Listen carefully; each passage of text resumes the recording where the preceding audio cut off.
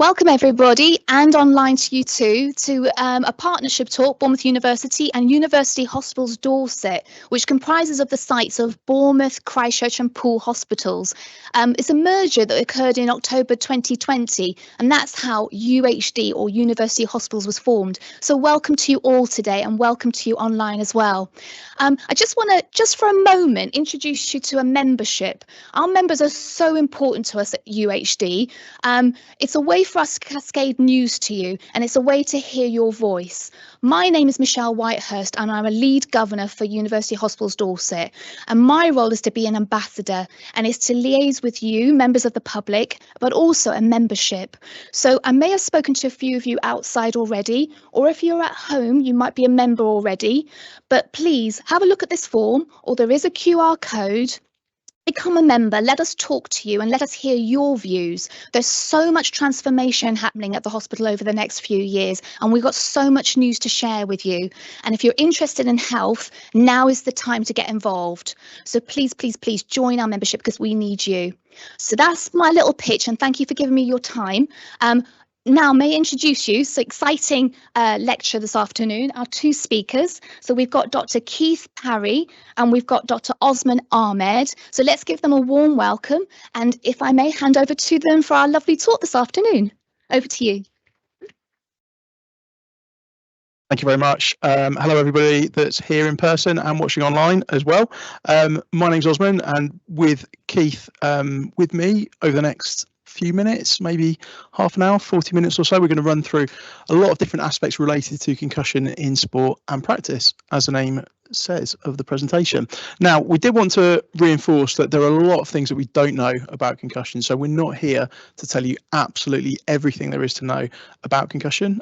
We will outline a lot of the things that we do know, and hopefully everyone here and everyone watching at home will go away with a bit of extra knowledge and a bit of understanding about concussion in sport. So this is the outline of what we're going to run through. Myself and Keith will bat backwards and forwards, hopefully not too much like the Chuckle Brothers, but we will go between each other across the different areas. And yeah, like I say, we're looking forward to covering and sharing this information with you this evening. So a little bit about me. I'm here on behalf of University Hospitals Dorset. I first started working there in 2003, so quite a long time ago. I've been backwards and forwards a few times. It's a fantastic place to work. I'm lucky to have a great team around me at Poole Hospital, and I really enjoy my job there. I also work part-time for the Football Association within the para-football area, so that's disability football. Currently, we've got 7 elite squads that go to tournaments all over the world. We've got England teams for blind men, blind women, deaf men, deaf women, partially sighted men, power chair and cerebral palsy men. So it's a really exciting and interesting job to work in. I also work as a squad physiotherapist with the England cerebral palsy team. So I do have a lot of acute experience of concussion in sport, and it's one of the injuries that I come across fairly frequently in my role there. And I also teach for the Football Association on their advanced trauma course. So we do education courses and sessions and assessments with Premier League doctors and physios, teaching them around how to manage all sorts of acute trauma, including head injury in sport. So I've got a bit of expertise there as well. I did work at Bournemouth University for quite a few years, so it's really nice to be back here. I now currently have a visiting post at the University of Portsmouth. I'm involved in research through some associate editor roles at the BJSM and BMJ Open Sport and Exercise Medicine, and I also have some voluntary governance roles as well to try and help promote safe practice in different forms of para sport. So in terms of my background with concussion, I suppose I kind of fell into it really. I was in New Zealand studying my postgrad diploma in sports physio, wanted a reason to stay for a bit longer, and so applied for a PhD scholarship, got that, and that was my first toe in the water with concussion really. So my PhD was looking at concussion and social media and looking at how Facebook could be used to help return to play adolescents and young people that have a sports concussion. So really enjoyed that side of things. From there, I came back to the UK and got involved with some other collaborators, and we formed the Concussion in Parasport group. So that's a group of people that look at concussion within disability athletes. So again, it's been a really nice journey to be on with that group, and I'm going to touch on that shortly in the talk as well. Through that, I managed to get involved with a Concussion in Sport group. Some of you might have heard about that, and they're an international group of people that are involved in setting a lot of the guidelines around concussion in sport. And again, that's going to be part of the talk a bit later on. Recently, I've been invited onto the UK Concussion Prevention Network, so I'm involved with a group of clinicians, researchers, academics and other stakeholders looking at how we can actually prevent concussion in sport. And around that, I've also been involved in peer-reviewed publications and conferences. Over to you, Keith. Sorry, we're doing a juggling act with all sorts of bits of tech here. So yeah, as you can see there, so my role is at the Department of Sport Event Management here in Bournemouth University. I'm a head of department. I've got some colleagues in the room here, so thank you to them for coming along. I have also got a couple of positions overseas. I've worked both in the UK and in Australia, and I'm also involved with an organisation called the Concussion Legacy Foundation UK, which aims to support sufferers and their families for people who've had concussion and other brain injuries. Similar to Osman, in a way, I sort of fell into this area. My background is in sociology of sport more broadly, but recently I've started to look at sport and inclusion and injuries and sport and health. And obviously this is one of the major areas there in sport and something that is very now common in the media. And that's one area in particular I look at, and I'll talk to you a little bit later about some of the media aspects of covering sport. I imagine most people, that's where, well, unless you're an athlete, for most people, that's where you find out about concussion, or if you find out about sport. When we talk to young kids, most of them, their understanding of concussion does come through the media. And so what the media says or how the media reports on concussion is really important. If it's done in the right way, it can educate. If it's done in the wrong way, it can be really damaging in that regards. I do quite a bit of writing for various online platforms as well, so talking about concussion, all sorts of other things related to sport, or both myself and Osman do media work, so we've been on the radio today talking about this talk and our broader work in this area. So the key thing that we like to do is to not just do research for the sake of research, but to engage people with it, to try and get people to better understand about this topic, because for us it's really important, and it's something that can have a massive impact on many people around the world. So hands up in the room if anyone's had a recorded concussion. Has anyone here had a concussion? Okay, so we've got a few in the room who have had a concussion. Okay, there is a definition on the screen, but if you weren't looking at that, who would be able to come to give me a definition or an idea of what is a concussion? Who would feel confident in telling us what concussion is? Anyone? I've got some sort of few people say maybe. No one's putting their hands up. No one's brave enough to say that they do. So concussion we define as a form of brain injury. So it's a mild traumatic brain injury. So that can involve some form of blow to the head, but it doesn't need to be the head. And there's lots of misconceptions around concussion. Some people say that if there's no blow to the head, there can't be a concussion. And that's not the case. Concussion can occur from a rapid movement, so an acceleration or deceleration of the brain inside the skull. If you think about a car crash, you can have that whiplash movement. And we see that in sport as well. So it's not just a big bang to the head that happens in sport. Often there can be these blows to other parts of the body, or it could be a fall. It can be, we see it in cricket quite a lot, where they take a catch and then land and the head rocks back and forth as they land. So it's not always just down to a blow to the head.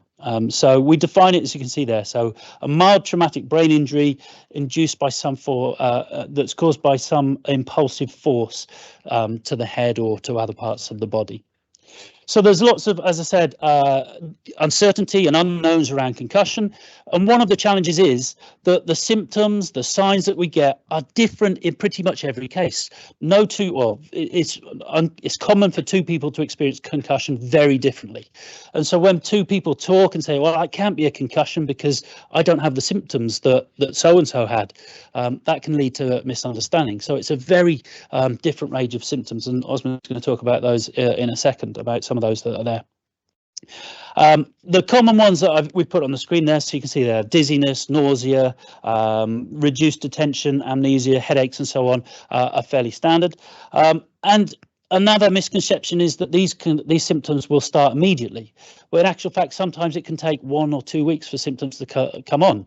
And symptoms can take quite a long time, in some instances a year or so, to pass. So it's not an immediate injury all the time, and it doesn't go away immediately either. We also now know that there is increasing evidence to link head impacts with forms of neurodegenerative diseases, which is never easy to say at the end of a day, such as CTE. And we'll say what CTE is, but I'm sure people in the room have heard about that. It's a form of dementia. So we're starting to understand more about the link between head trauma and then diseases to the brain in later life. So why is concussion in sport a problem? Well, most of you in the room probably are not old enough to remember this or to know who it is. Who does know who this is? Okay, gentleman there. Yes. So Terry Butcher, England captain, he played through a game like that. Clear head trauma there. I mean, there's a little bit of blood seeping through there, isn't there? So when that happened at the time, and we're going back to a few decades, he was really honoured as being this epitome of English sporting prowess because he played through it. Terry Butcher has subsequently described himself, I think he is trying to be ironic in this, as a bloody idiot because he played through with this head injury. So for a long time in sport, the rhetoric has been that you play through injuries and particularly concussion. We've seen people come back on the pitch and they could be facing the wrong way. They don't know where they're going. And we've laughed about it because people saw it as being funny. Now, thankfully, we're starting to see that not being seen as funny, but as a clear indication they should not be on the pitch. But for a long time in sport, concussion was something that was a joke, that was seen as not being a problem. And we've known about the impacts of this, of head trauma, since the 1920s in boxing. So we've known about some of these issues for a long, long time, but for many years we didn't treat them seriously enough. Okay, so it is a problem in sport that needs to be addressed.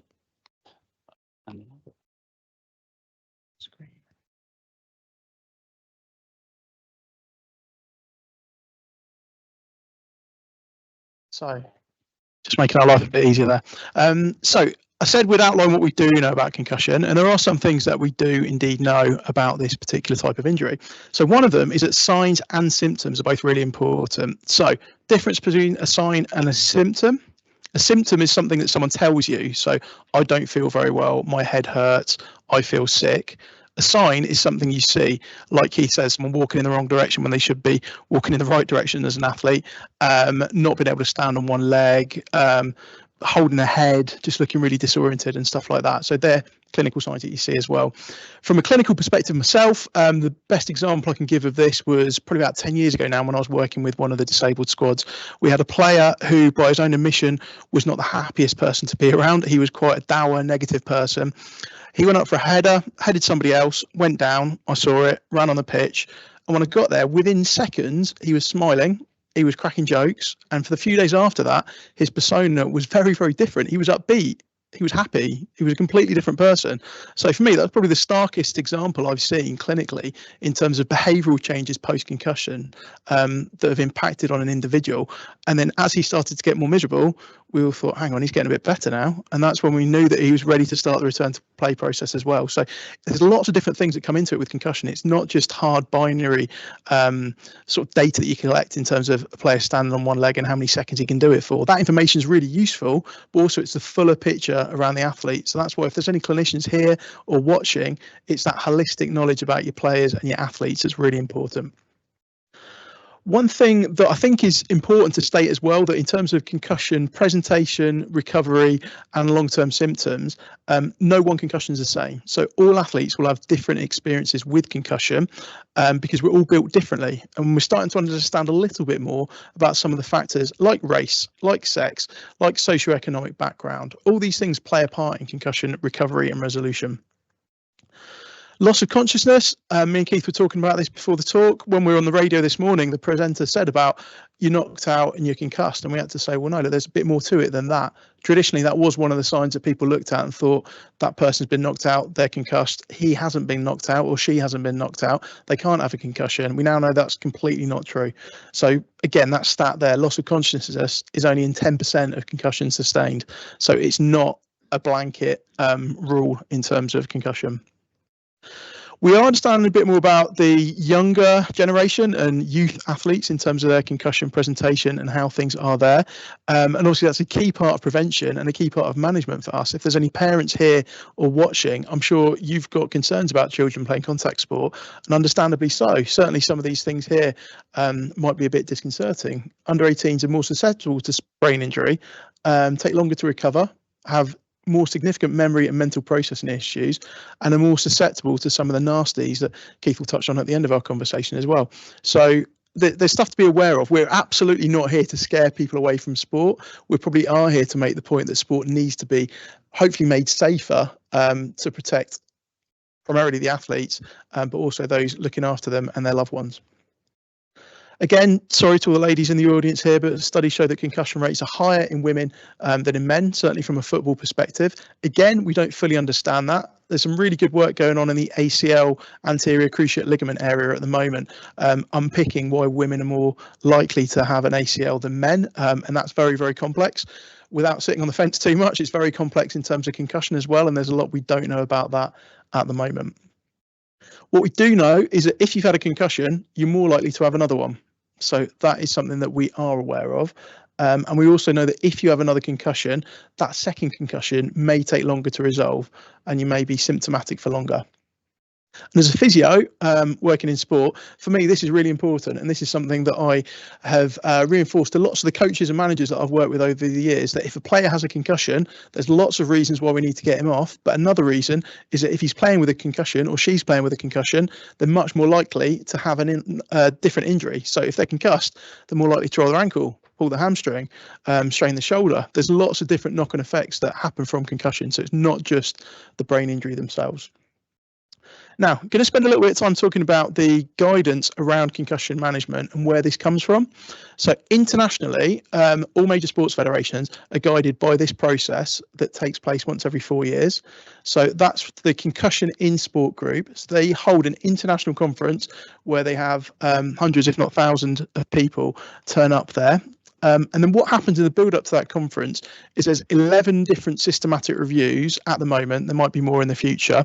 So by that, we mean that's people getting together and summarising all the research of a certain area. So it might be looking at rest and concussion. It might be recovery and concussion. It might be return to play. It might be assessment. They get all the latest evidence from that. They look at it all. They exclude some studies depending on the study design. They keep the other ones. And then from the included studies, they're the ones that they use to base the recommendations that then go out to the world. So it is a scientific process, and there's structure and there's methodology to it. So the people that get involved in that are authors and researchers and also clinicians that have got experience in that area. So in theory, they get a lot of the world's top brains, let them work on it globally to make them systematic reviews, and then they pull them together for this consensus meeting. And yeah, on the first couple of days, it's an open conference where people come, they do lectures, they share that information. But on the third and fourth days, they lock people in the room, not physically, but they do put them in the room. They're allowed to leave to go to the toilet and that sort of thing. And then at the end of that process, they have a consensus agreement and they agree on what the international guidelines should be like. This process has been supported by all the big sporting organisations. So the IOC, the International Olympic Committee, obviously the people that run the Olympics and Paralympics, the IIHF, which is the International Ice Hockey Federation, FIFA, which I think most people know, football, FEI, which is equestrian, World Rugby, and the FIA, which is automobile and motorsport. So all of the big sporting organisations, certainly the ones that have got high concussion risk and frequency, are involved in this process. The sporting bodies then take that consensus evidence, so the stuff that the best brains in the world come up with, and they kind of tweak it around their specific sports. So the guidance is the guidance. That's the clinical information that the doctors and physios and other people involved in the sport have to follow. But equally, changing it to fit around the specifics of the sport comes down to the sports bodies. And that's what happens there.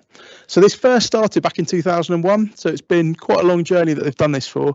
And most recently, it was 2023 that the latest consensus paper came out.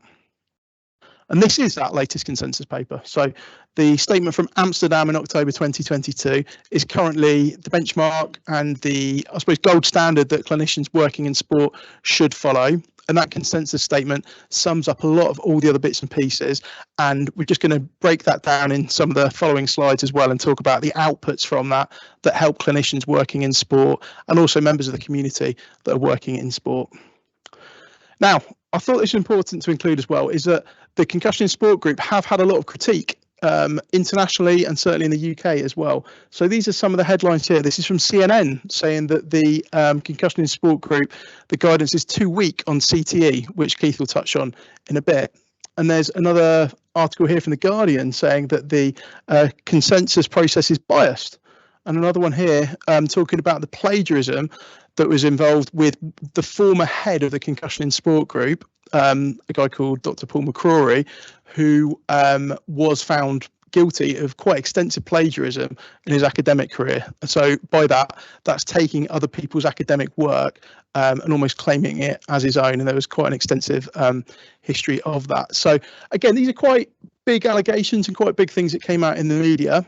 I have been part of the process after a lot of this and also during some of it. And for me, it was quite interesting. And again, I was sharing anecdotes with Keith before then about that process. So I went into it with my eyes open. And what I did find is that that scientific process was very sound. There was obviously no plagiarism in terms of that process when I was involved with it. And some of the criticism there, I do think is probably a little bit unfair, but equally there are points in there as well in terms of the process and in terms of the literature and information that is included. And again, that's certainly valid, I think, in terms of looking at the fuller picture of concussion in sport. There's some really good insight, I think, that we can get by expanding the amount of studies that we keep in there. Back to Keith, I think.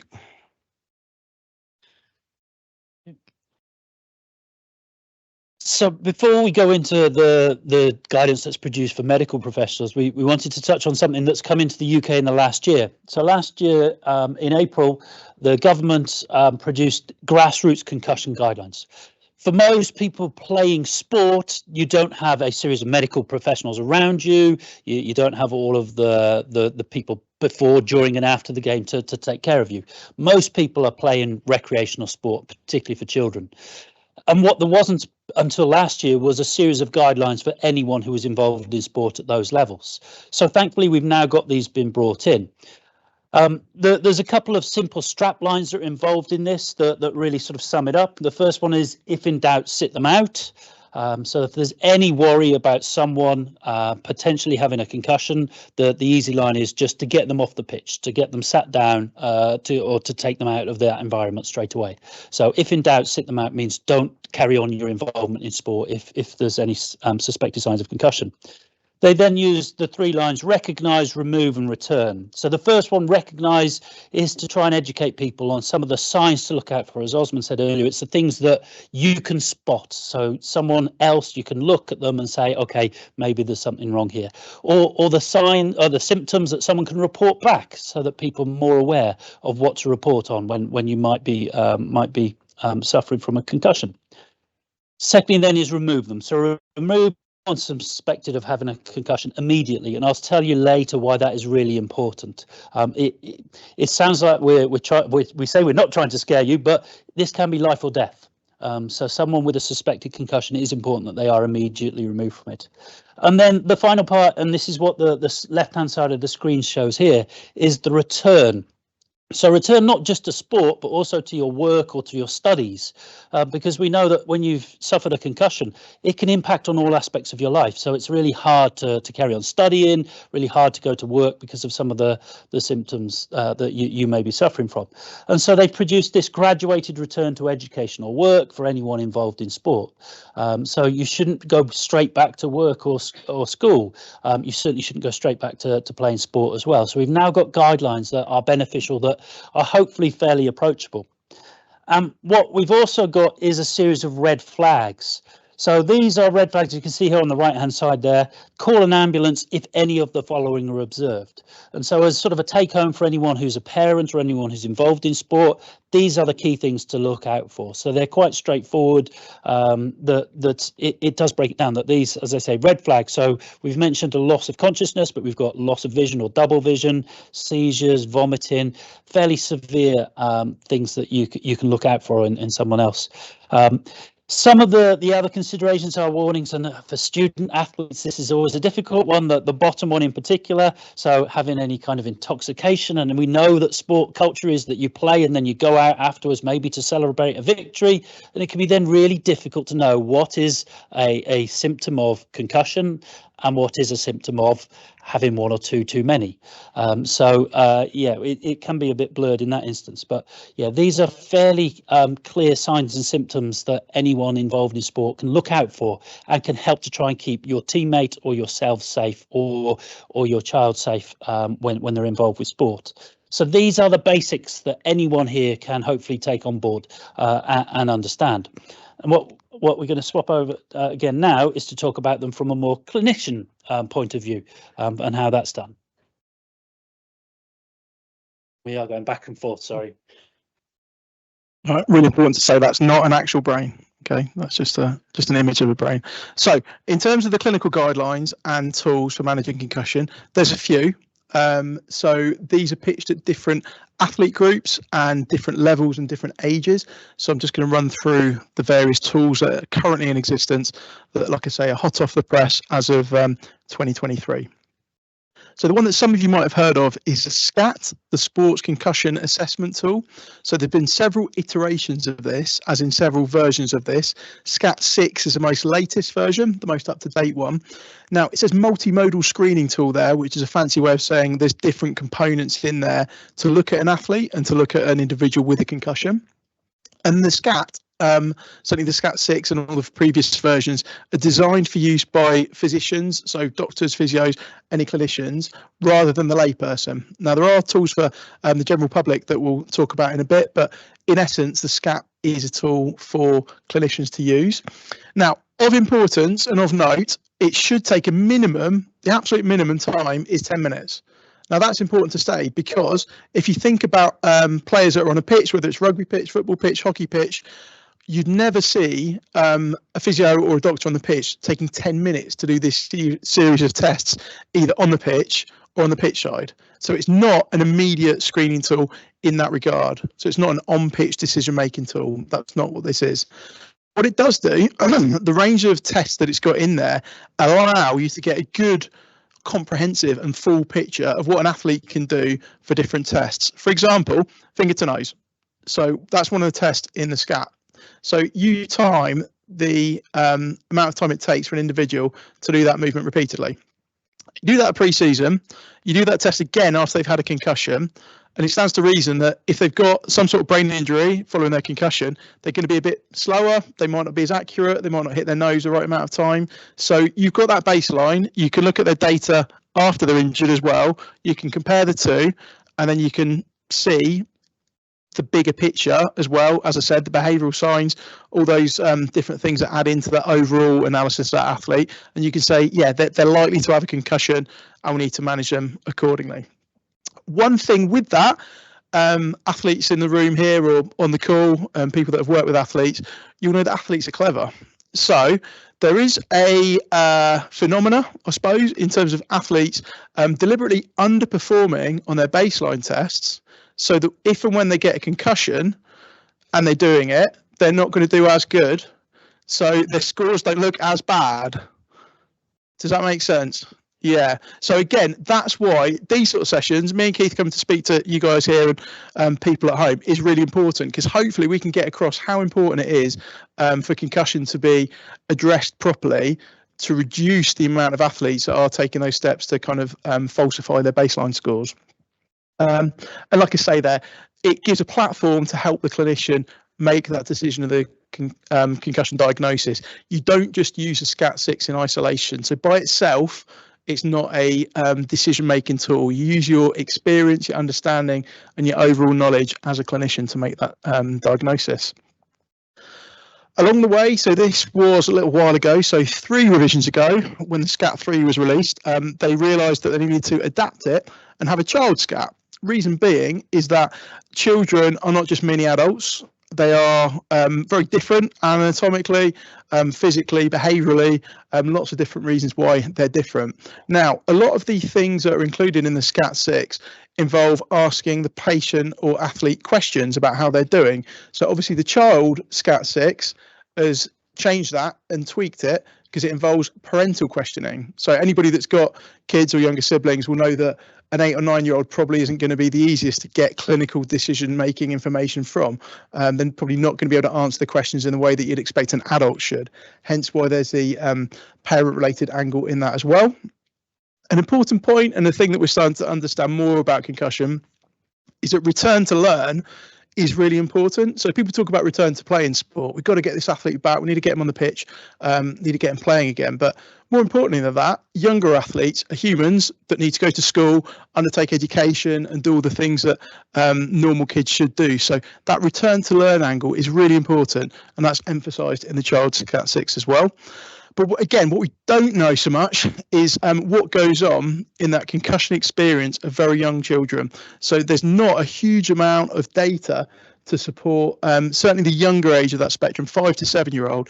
There's very, very little data out there at all. And after the last consensus meeting, that's been a big push to try to get more people globally to get that data so we can better help the younger people that have a concussion. Now, this is one that's probably more for people that are not medically trained, the concussion recognition tool. So much like Keith said about the latest guidance from the DCMS, the concussion recognition tool has been around for a little while now, first introduced in 2005 as a layperson's tool to recognise and remove a concussion. So those red flags that Keith was talking about there, they're all really important things that if you're a coach or if you're a parent, or if you're involved in youth sport or amateur sport in some way, you've got a set of things that you can look at, get out of your pocket, run through and make a decision about recognising and removing that concussion and removing someone from play. Again, important to reinforce that it's not a concussion diagnosis tool, so you're not going to pick up the concussion recognition tool 6 and instantly diagnose concussions left, right and centre. But hopefully what it will do, if you're not medically trained, is it will give you confidence that these are the things that are really important and that are involved in making that decision to remove an athlete from play. Now, most recently, there's been this evolution towards a new tool called the Sports Concussion Office Assessment Tool 6. So even more of a mouthful, that one. Now, what we know is a SCAT 6 is most valid in the first 72 hours post-injury. So they've done a lot of tests on it and they looked at the data that comes through after that. And that first window of sort of 2 or 3 days is when it's got its most benefit, I suppose, in terms of what you do with athletes. What we have now is a wider tool that takes longer because there's more components to it, called the Sports Concussion Office Assessment Tool, or SCOAT. Now, this has got all these different variables, such as measuring blood pressure. That's not been in the SCAT 6 or any of the other SCAT tools. Evaluating the neck, so looking at range of motion into different directions, rotation, side flexion, flexion extension, all those things. A neurological examination, so looking at things like reflexes, sensation, muscle power supplied by the nerves from the neck. All those aspects are included in the SCOAT 6. And it's also got some quite cool bits in there as well, including vestibular ocular screening, so looking at eye movements, because again, they can be related to potential brain damage. So post-concussion, you're likely to see some changes with those components. And also a sleep screening tool and a mental health screening tool. So if anybody here has had a concussion, I had myself a few years ago, you'll know that they're two things that may well be affected post-concussion. You may not sleep so well and you're not going to feel great. Now, part of that's going to be from the injury you sustained, but part of it's going to be because you can't play sport with your mates, because you've got a headache and you can't enjoy watching as much Netflix as you want, or all the other different things that are impacted by concussion. So we are starting to understand a bit more about mental health and concussion. But again, that screening tool as part of the SCOAT is, I think, a really good addition. The other thing there as well is there's a child SCOAT 6 as well. So just as the Sport Concussion Assessment Tool has a child version, it's the same for the SCOAT as well. Now, just wanted to touch on a few different populations. Obviously, this group of people are quite close to my heart, having worked in parasport for quite a few years. Now, what we know is that concussion experience for disabled athletes is very different. A lot of the tests that we've traditionally used to help identify concussion in an athlete can be difficult based on their impairment. So, for example, tandem gait, so putting one foot in front of the other, no pressure on camera here, and walking in a straight line is very difficult if you've only got one leg. It's even harder if you're in a wheelchair and you can't stand up in the first place. So a lot of the different things we realised as clinicians working in parasport were not applicable and were not things that we could use in our para-athlete population. So back in 2020, we were supposed to meet in person at the Olympic Stadium in London. We had funding for it. It was really exciting. People were flying in from Sweden and everything. COVID happened. So we weren't able to meet in person. So instead, we had an online meeting, quite a few online meetings, and managed to thrash out our position statement in terms of managing concussion in parasport. So on the right there at the bottom, that's the actual peer-reviewed publication that we had from it, but we also made this infographic here that again just shows some of the different areas through a traffic light system that are and aren't appropriate to different athletes with a disability. So we went through all the different athlete impairment groups in the IPC, so your Paralympic sports, and we looked at the bits of the SCAT that were applicable to them and bits of the SCAT that weren't, and then we had to change. So quite a big body of work, but certainly a useful one for people working within parasport.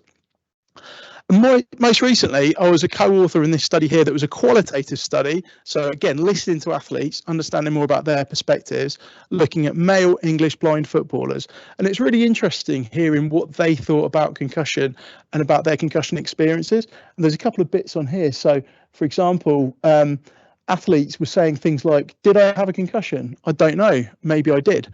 And the blind athlete's perspective is that a lot of the tests are visually biased. They're focused on people that can actually see. So, for example, finger to nose, if you can't see your nose, it's going to be harder to touch it. And a lot of other tests as well, they felt weren't really designed for them. So again, really interesting. I think that's something we don't do enough in science and research. We don't ask our athletes enough about what they think about certain things, and we don't understand enough about their experiences. So for us, it was a really valuable study that we did. And one really neat thing that we managed to do was get the whole study narrated by a football commentator called Peter Drury. I don't know if any of you know Peter Drury. You'd recognise his voice probably if you don't know the name. But from start to finish, he read the whole paper and recorded it so that blind athletes would be able to hear it and listen to that study. So for us, that was a really nice way of getting that information and knowledge out there. So it's a privilege to be a part of that one. So again, sorry for the ladies in the room here, but what we know is that a lot of the research, and this applies to all forms of medical and sports medicine and sports physio research, it's very male focused. So a lot of the study samples of these studies are male. So I think it says here that I think only 40% of the studies in the most recent consensus position statement, which I think at the time was not the one just gone, the one before that, I think, only 40% of the studies had, 40% of the studies didn't have any female participants at all. So none whatsoever. So almost half of the studies didn't have any women in. And we know that's not good enough. We know that's not acceptable. So thankfully, there's been a bit of a push back to try and improve on that. And I think most studies now are showing a lot more awareness of that factor. Again, this is a study that has become quite well cited. So NCAA, which is the American College Sports System, so all the different sports that people like, presumably you students here, do. They're obviously very big in America. They have stadiums with 120,000 people that they do their college sport in. And they tracked the concussions from 2004 all the way through to 2009 and looked at them. And from looking at that, they saw the rates whereby I think every sport apart from lacrosse had higher rates of concussion for females than for males. And again, that was reinforced most recently in a study from Canada looking at female rugby players and male rugby players at the youth level. And again, women had more concussions than men did in there. And this is quite interesting, concussion and race as well. That's been shown to be a factor. So this study here showed that parents of ethnically diverse parents, so Black and Indian parents, had worse concussion knowledge around concussion symptoms, recovery and management than white parents did. So again, when you think about the importance of early management with concussion, that's quite a big thing, because if you don't know as much about concussion and you're not able to help your child as much from a home support environment, and you say to them, yeah, go back and have a few drinks, or go and get back to football the next day, and don't take any time away from your studies, the long-term effects, as Keith touched on before, could be fairly big. So that's an important thing to remember. And again, another study here showed that athletes from a black background reported lower level of symptoms and actually got back to sport quicker than athletes that were white. So again, really interesting to see some of these racial patterns coming through. And again, unfortunately, I don't have any answers to why that's the case. These are preliminary data sets that are coming through, and they're just adding to the unknowns around concussion, but hopefully we're going to move to more knowns about concussion. Over to Keith. Thank you. So as we've touched on, knowledge about concussion is often passed on through the media. So media reporting on concussion is really important. Let's be honest, these days, most people watch sport more than play sport. If I was to ask who of you has watched sport in the last week, I imagine most hands would go up. If I asked who's played sport, there'd probably be fewer hands that have gone up in the room. Well done to those of you who've just played sport or not watched sport. You're getting brownie points for that. So media coverage is really important. And in some of the studies that we've done looking into this, there's some patterns that observe that can be seen in the data that can be both encouraging and at times worrying. The first one that I found in some studies with colleagues was that the media can often deflect away from concussion. They will diminish how significant it was. So rather than talking about the concussion, they would focus on some other aspect of the play. Injuries where a player had picked up concussion, we had commentators or co-commentators, and co-commentators are usually former players. So they're older players playing in a time when, they talk about back in the day, we just got on with it. My leg had fallen off, but I still played on. They sort of heroise Bert Troutman, the Man City goalkeeper who played through half a match with a broken neck, and that thing is seen as being really great to do. So they'll talk about a concussion couldn't be at fault for the poor display. It's just they're a bad player. So they can often deflect away from it. And as we've touched on earlier, there were lots of misunderstandings, or there's been lots of misunderstandings in the press about concussion. We were talking earlier, and the one example we had when you looked at the concussion of Loris Karius, the Liverpool goalkeeper in the Champions League final, a doctor for a top football club, I won't name the doctor or the club, although if you read my paper it's in there, he said that because Karius had not been knocked out, he could not have a concussion. Now, if you remember earlier, what percentage of people suffer a loss of consciousness with concussion? It was only, well done everyone who's listening, yes, 10%. So we've got some factually incorrect information that is being put across by the media. And we talked earlier about how when we've been involved with the press, some of the questions that we get asked, you have to correct things and point out that some of the things are not accurate and not true. However, we are starting to see a lot more education around concussion coming through. We are seeing that the media commentators, or when it's been in the written press, people are starting to point out the seriousness of concussion. They're starting to talk about it in the correct terms. We did a workshop with journalists, and after the workshop, the very next day, an article that had been up the day before was changed. It started referring to concussion as a brain injury, which is quite a significant development, because when you present it as a brain injury rather than a concussion, it one sounds more serious, and two, people start to pay a bit more attention to it. So the education that was there was also informing people on what to do if they'd had a concussion.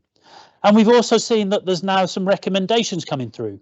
So they might, for instance, suggest that there were spotters at professional games so that they could spot when someone had a potential concussion, because often when you're sat at the sidelines, you don't notice it. So spotters often sit up in the stands so they can have a really good view of the pitch, or might be watching on a monitor, and they can see when a player might be suffering from a concussion and they can get them taken off.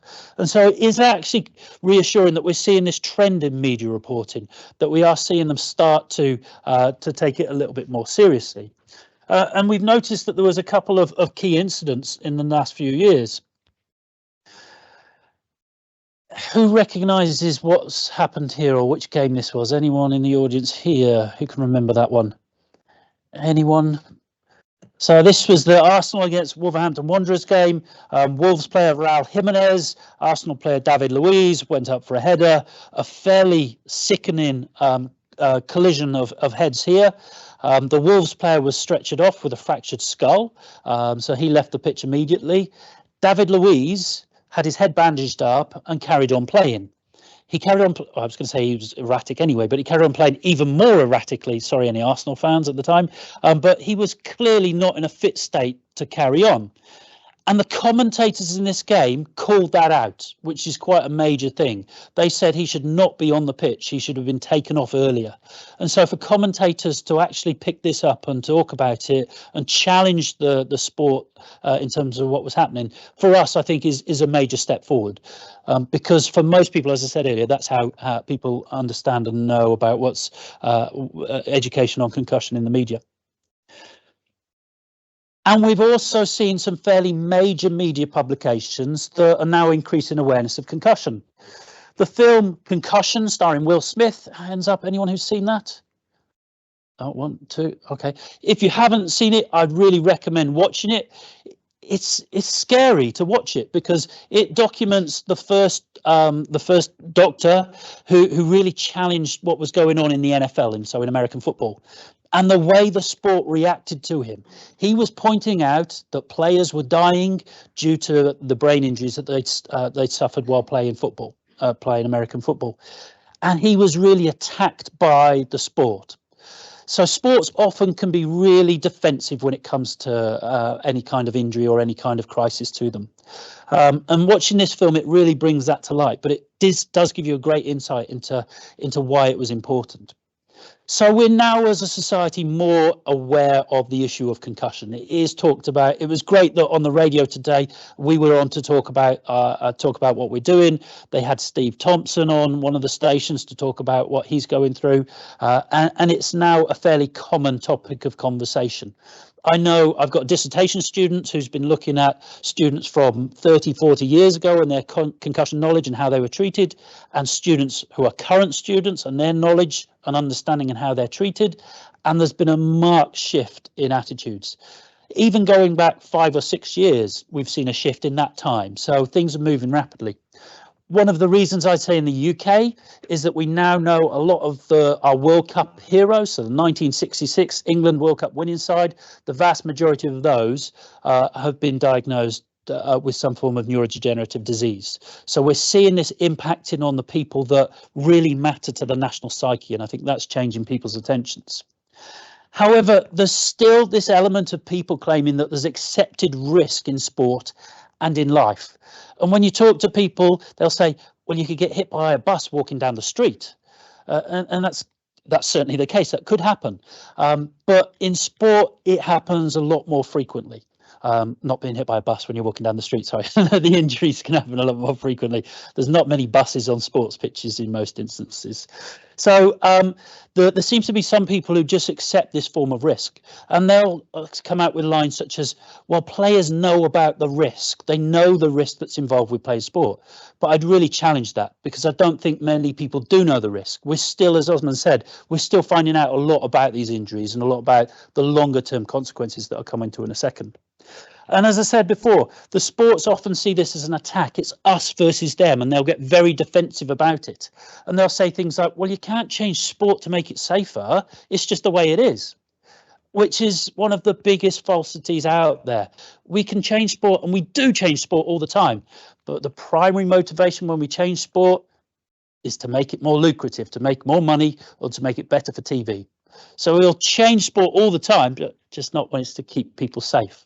So I think we need to challenge some of the rhetoric around sport, but thankfully we are seeing a lot of that happening. So as I say, it's really positive, I think, that we're seeing these changes and people are more aware about sport and about concussion. So we said we'd touch on some of the other injuries, and I'll go through these fairly quickly because I don't want to scare you too much, those who are watching and online and in here. So some of these, though, are really important. The first one is something called second impact syndrome. Has anyone heard of that? Okay, so second impact syndrome is when someone suffers a second concussion shortly after a first one and before they've recovered from the symptoms. So you're still suffering from symptoms of a concussion and you sustain a second injury. And sadly, in a number of cases, this is fatal. And this has happened to people who are younger than all of the people in this room. This has happened to teenagers, to children who are playing sport. And it's happened because they've not been, if we've not followed the strapline, if in doubt, sit them out. The instances that we hear about, we've had parents on the sidelines who've said that my son needs to come off the pitch, and they've not been listened to. And I think if that was you in that situation, I can't imagine what it'd be like. But we've just got to get people off the pitch so that we're not putting them in that situation. So yeah, until all the signs, well, the vast majority of signs and symptoms have receded, people should not be going back onto play. And there's a bit of debate around that.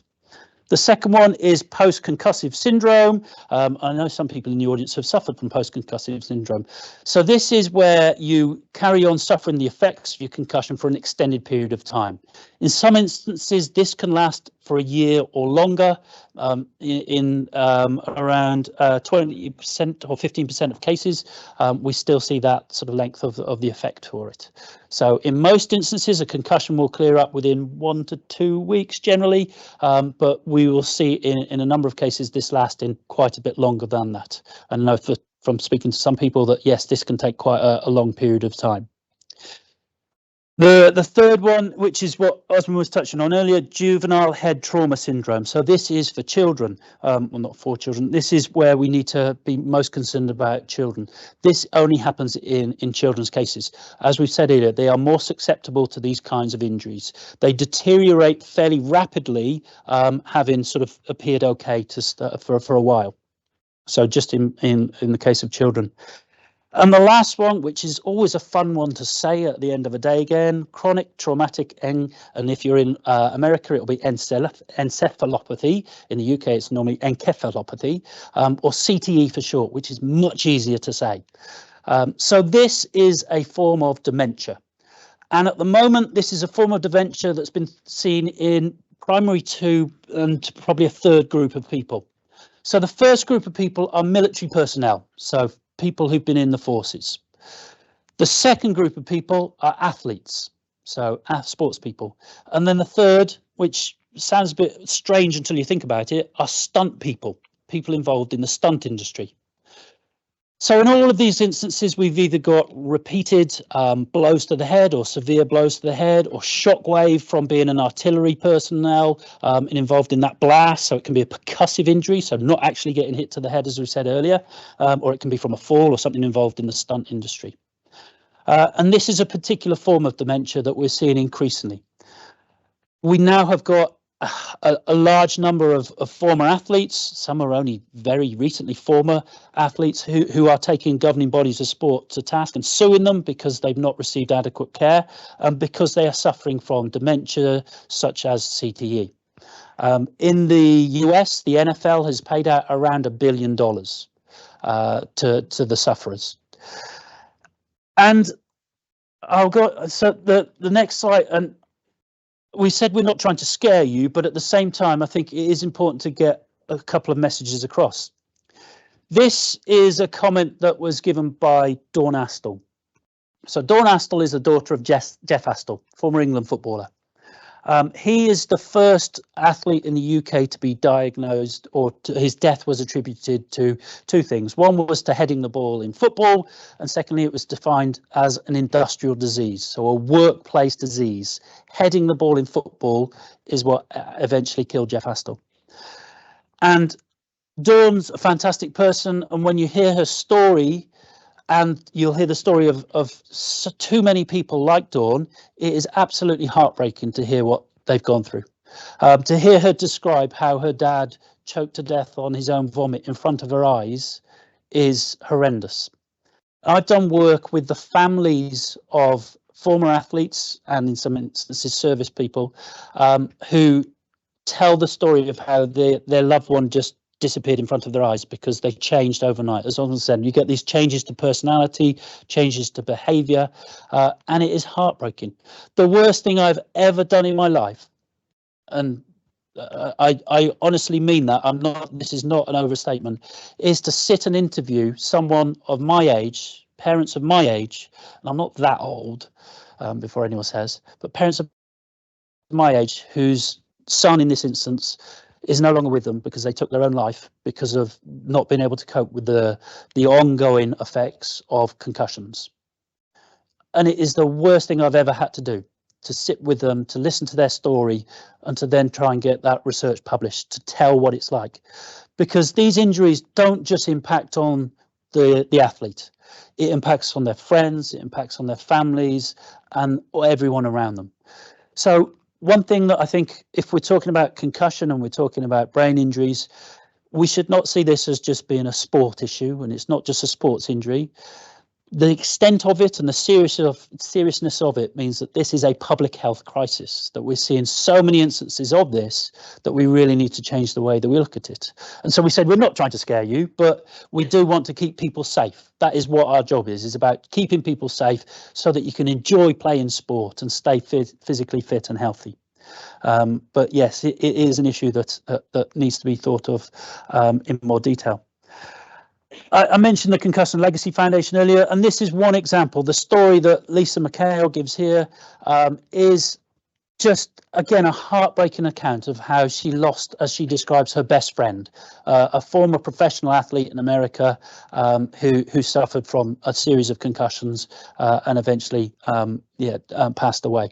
So this changes the lives, not just of the athletes, or can change the lives, not just of athletes, but of their friends and families around them. And so while we aren't trying to scare people, we do want everyone to see how important this is. So if you're not aware of some of these stories, have a look at Dawn Athstall's story, or have a look at Lisa McHale or some other story that's out there, just to give you an idea of the impact this can have. And then when you're playing sport, or when your loved one's playing sport, just watch out for them. Make sure that you are keeping them safe when they're playing it. It's the responsibility of you as a teammate, or as a parent, or as a coach, to keep everyone that's involved in sports safe in the way that they're playing. So that's a bit of a sort of a negative note to end on, I'm afraid. But yeah, we are trying to really keep people engaged in sport, because we want you to play sport. We want you to be safe and healthy. So having scared you all, hopefully not too much, we will just finish by saying thank you very much for your attention and for your patience with us while we swap back and forth, and no one's looking too horrified. But we now open the floor for any questions. Oh.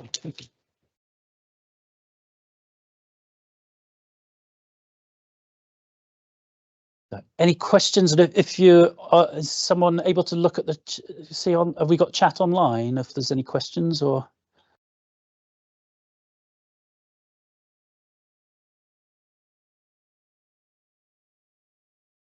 do you want me, or both? How long? So the question was, how long can concussion last for? It's a difficult one to answer, isn't it? Yeah, so typically 7 to 10 days is a normal resolution. The new guidelines say you shouldn't return back to sport until 21 days minimum.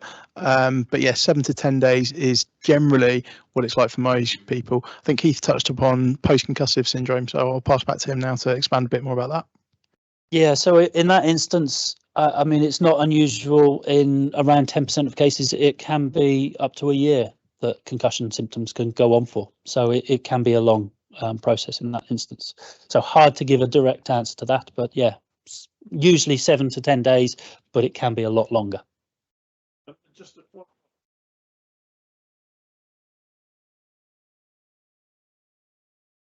get symptoms a day later, 2 days later, and what's that sort of period? How long that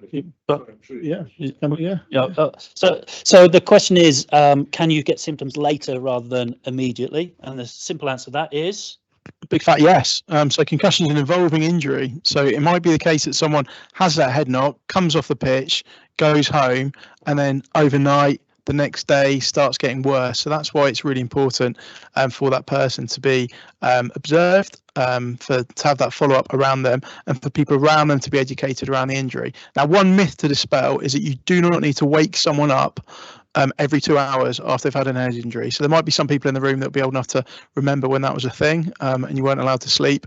We know that sleep is an important part of recovery post-concussion. Your brain needs that sleep to heal itself.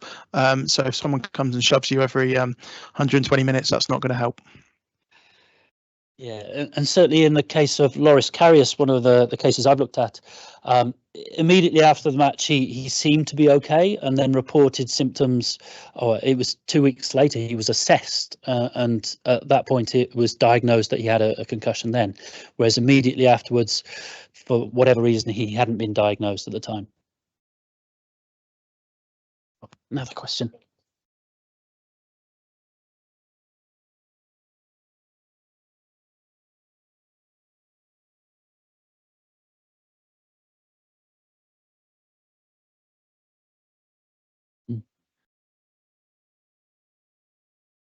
my head into a pavement and been in bed for 2 days.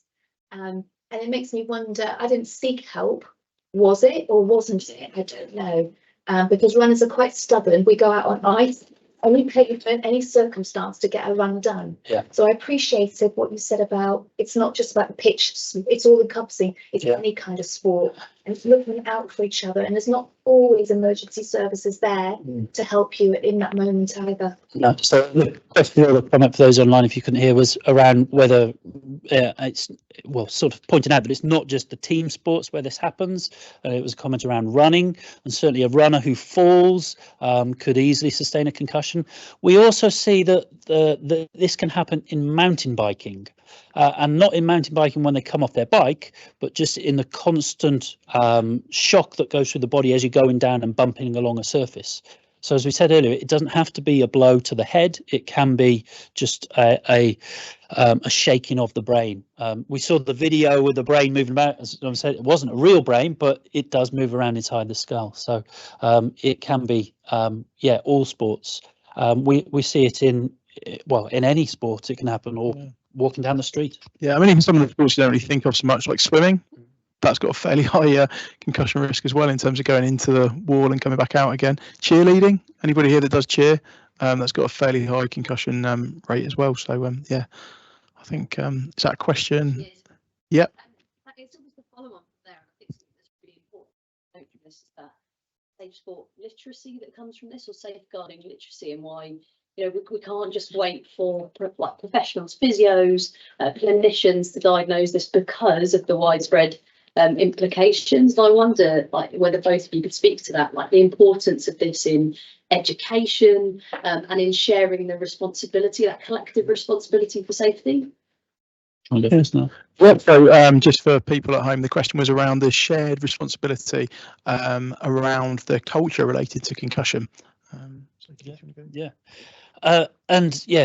Completely agree that it is a shared responsibility. There are it's particularly in the States, it's happened a lot more, where the teammates are really taking on that shared responsibility and sort of taking a pledge that if you see a teammate who is in trouble or has a suspected concussion, you will get them off the pitch. So it is about us all taking responsibility. As a parent, I don't think there's anything wrong with, if you have a worry, getting your child off the pitch, saying, no, I want them out of it, because the alternative is unthinkable. So it is, and it's also about us as athletes not being stupid, not being a bloody I can't even say it now, not being Terry Butcher and playing through the injury.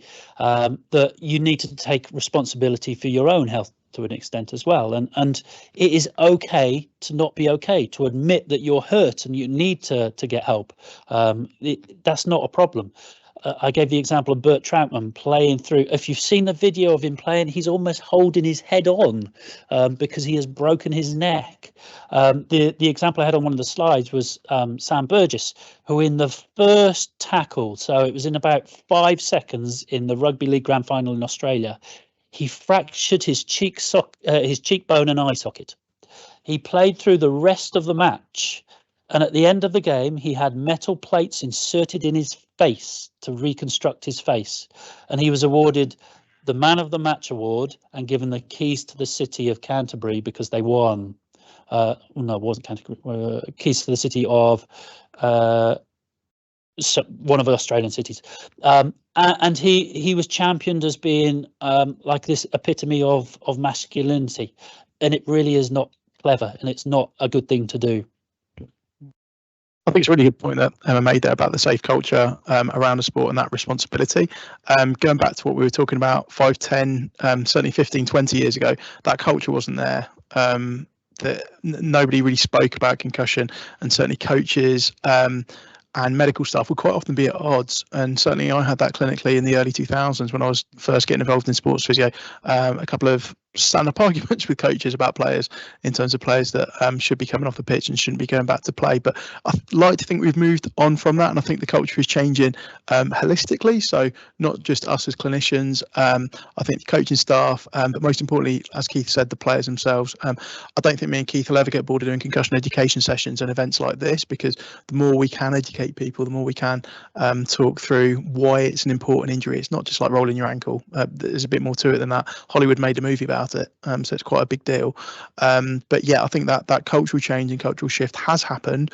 That responsibility, that's a collective responsibility, is progressing. I don't think we're perfect, but I think we are getting there. And I'd like to think in another 10 years' time, things would be a lot different in a better way than what they are now.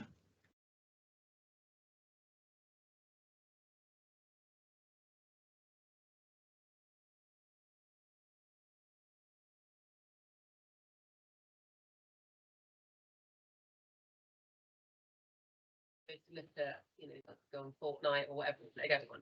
So at what point, where do phones kind of link in? Because obviously they're stuck to their phones anyway. At how, like in terms of the recovery, where does that come? That of interest. About the use of technology and access to smartphones and computing devices in the recovery phase following concussion. Quite recently, that has gone 180 degrees, because it used to be complete physical and cognitive rest in the early phases to allow the brain to heal. That's been released slightly and sort of laxed off, because what they were finding is that that isolation, certainly from teenage generation that are very online centric in terms of it being their social life and a lot of their interactions, would actually make their mental health worse, and symptomatically they weren't getting better as quick as those that did have some graded introduction from that as well.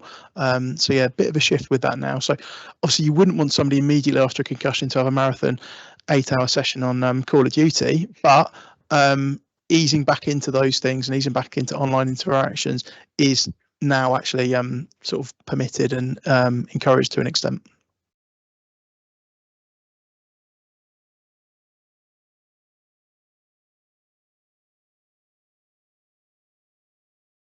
What at a time? Do we know why PCS happens? I think there's an obvious answer to that, isn't it? No. Yeah. Yeah, so question from the online community: do we know why post-concussive syndrome happens? We don't. I don't think there's any hard and fast evidence for that as to why some people do have delayed and extended symptoms. As I mentioned, it is more associated with people that have had a previous concussion, but again, behind the pathophysiology and the anatomical reasons as to why that might be the case, we don't know.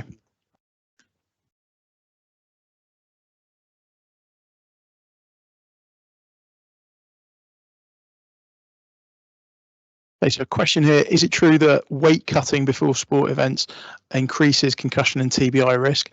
I've not heard of that myself. Keith hasn't either. So yeah, we'll pass on that question.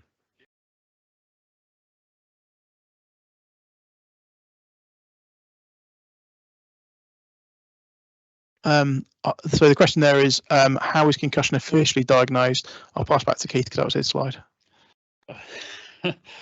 Well, it depends on the. Well, it can be the assessment. It was just. Sorry, Keith.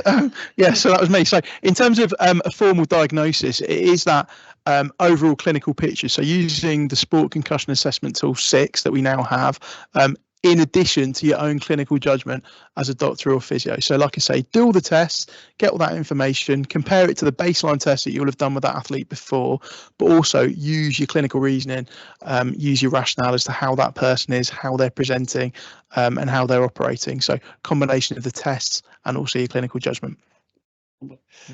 One thing you do hear a lot is people refer to the severity of a concussion. Oh, it was only a minor concussion or so on.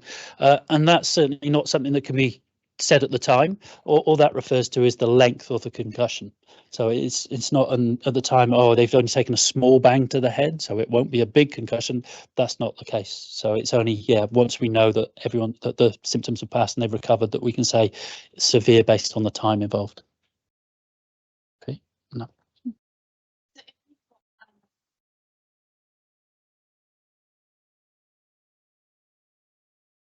Is it always like kind of an individualized approach, or is it that kind of framework that you spoke about with like a graded return, or is there any kind of like specific resources that you kind of like point me in the direction of that? If you've know someone, or if you're a parent and you've got someone with a concussion, is there a standard procedure to follow, and what resources should we give them? I mean, at the grassroots level, the new guidance that's there is quite easy to follow and can give you steps. It does talk about whether the symptoms, for instance, get worse when you return to a moderate or light exercise. So if that's the case, then stop and you're further back in the scheme. As I said earlier, 21 days now is the return to play for everyone as a minimum. So yeah, it should be 3 weeks without playing again. Yeah, and I think the DCMS guidelines ones that came out last year are probably a really good resource to signpost people to. So if you're working with team sports, you've got parents and sort of family members that you're trying to engage with, they're written at that level, so they're designed for grassroots sport. So yeah, this stuff here I think is probably your best port of call in England to direct people to. Obviously the other tools that I spoke through are clinician based primarily, apart from the concussion recognition tool, but this is probably similar to the concussion recognition tool with regard to that.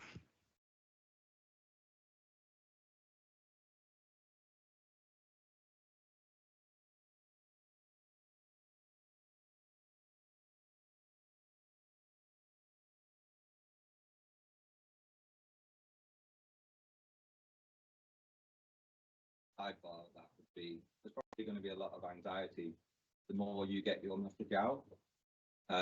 But beyond that, how do you reconcile what you guys do in which you create in terms of not trying to scare people away from physical exercise, and strike a balance with people who, and I'm sure many people in this room, are trying to recruit people into sport, keep people in sport, without trying to scare them also? Really a question for the audience there, which is how do we reconcile the message that we're trying to do in terms of concussion awareness and making people aware of the potential severity of it versus trying to engage people in sport and keep people playing active? For me, I think probably it is, like you say, it's a tricky balance to get across in terms of getting the message over versus not scaring people. I mean, what I would say is the majority of people will play sport without a concussion, without ever having a concussion. So, I mean, a lot of people go through their whole career without having one. A lot of people do get them. Some people get more than one, but a lot of people won't ever get one. A lot of people that do have a concussion will be absolutely fine. So it's not a case of if you have a concussion, everything is going to be terrible for you, your world's going to end, and you're automatically going to get dementia.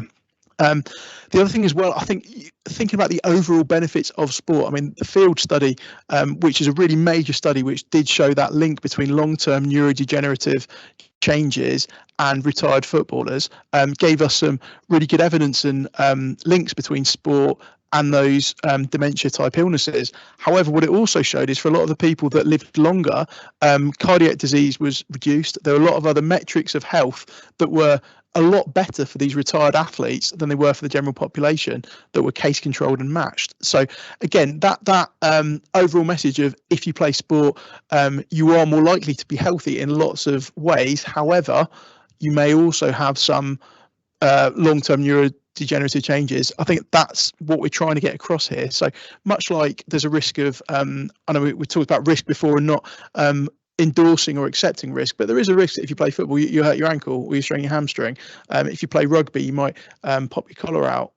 So there's risk associated with sport. What we're trying to do and the message we're trying to get across is manage that concussion well, work with sports bodies to implement law changes and rule changes to reduce that risk, and then know how to manage that injury so that hopefully long term there's going to be less people that sustain that. I mean, there have been some positive steps. I mean, we've talked about sports bodies. So rugby has changed tackle height, which is a positive step.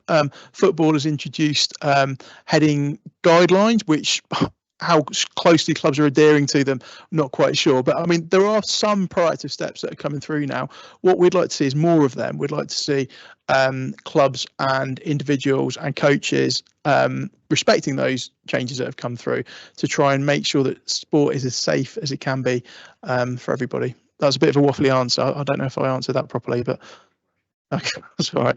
I'll pass over to Keith if he's got any thoughts. No, I totally agree. I think I mean, it depends on the level we're playing sport to an extent. There are steps that we can take to make it safer for everyone, and Osman's mentioned some of those. So in football for children now, we're keeping heading out of it as long as we can. I'd perhaps argue we could go a little bit longer, but we can still enjoy sport. We can still play sport with some modifications to really remove a lot of the risk. But there is risk of injury in sport. We admit that.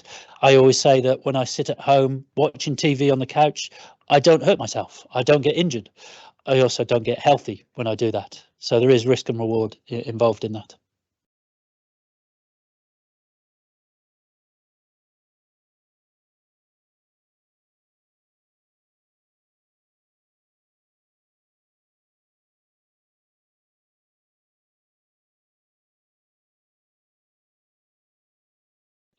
I think so the question was schools should have guidelines on concussion. Yes, we do know that concussion knowledge in some school sport is not wonderful. A lot of the teachers that are involved in school sport don't get a vast amount of concussion training. That's the same with most coaches. So yeah, there should be, but yeah, we're always slightly at. It depends on who's involved with it to an extent. Yeah, I agree with Keith, and I think that's what a lot of the resources that we've talked about today. So DCMS guidelines, the concussion recognition tool 6, the tools that are designed at lay people are really important, because obviously a PE teacher isn't a sports medicine consultant. So having tools that will allow them to identify and remove players appropriately is really important.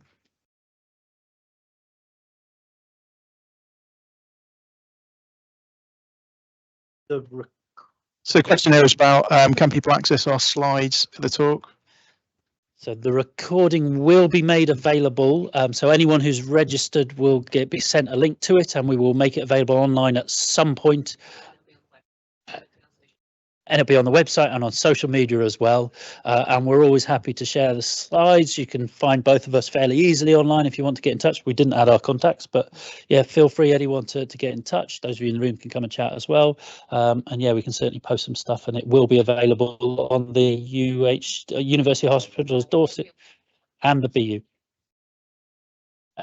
And a colleague in the room has said that there is a new programme at Bournemouth University in Safe Sport, where we will teach you how to create safe sporting environments, including environments where concussion is a reduced risk, that is starting in September. Thank you.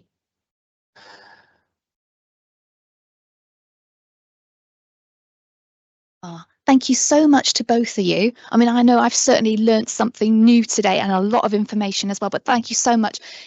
Would you like to join me just to applaud and just say a big thank you? And that brings our health talk to a close. Safe journey home, and thank you for joining us online. Thank you.